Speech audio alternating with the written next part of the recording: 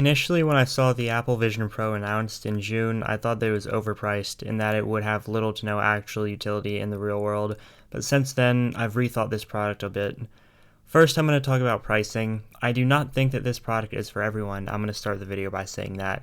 But with that said, I do not think that this product should be defined as overpriced. The Apple Vision Pro is being sold starting at $34.99, and I think that for what this product is, the pricing is almost fair. Look at the Facebook Meta Quest 3. It's $499, and most people would say that it does the exact same thing, and it's a better product due to its pricing alone. But it's an unfair comparison. Compare the iPhone 15 Pro to a Galaxy A14. The 15 Pro is obviously going to win, as it's more powerful, and it's built with much higher quality materials. The same is true when comparing Apple's Vision Pro to the Quest 3, and it would be a more fair comparison to compare the Vision Pro to a Meta Quest Pro, as the Quest Pro is $999, and it's focused more for utility and less for gaming. Apple's Vision Pro also has the Apple M2 chip from 2022, and Apple's new R1 chip announced in 2023. The M2 chip is found in Apple's computers already in the iPad Pro, and is proven to be very powerful, and the R1 chip is exclusive to the Apple Vision Pro as of right now. These chips definitely do add to the manufacturing cost of this product as well. There are also an array of cameras and sensors in this headset which are pretty high-end and, I'd assume, expensive to manufacture. This headset can record in 3D after all, and doing that properly in good quality definitely had to be hard and expensive to engineering. Doing that properly and with good quality definitely had to be hard and expensive to engineer. There are also the cost of developing a first-generation product for a whole new device line, and the costs are going to be passed down to the people who buy this first-generation device.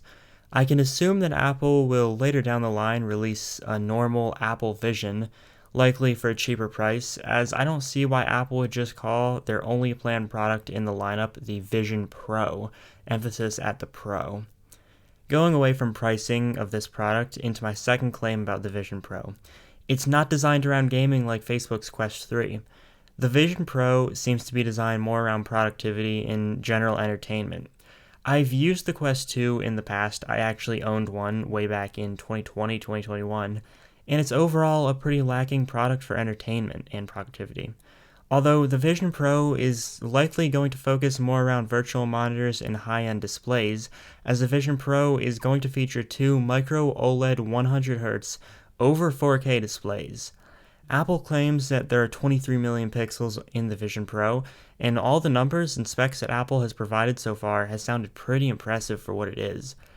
Another thing to take into consideration is that the Vision Pro will be connected with Apple's ecosystem, which makes a lot of sense for this product as Meta's virtual desktop experience requires additional drivers, and I'd imagine some troubleshooting at times to get it to function.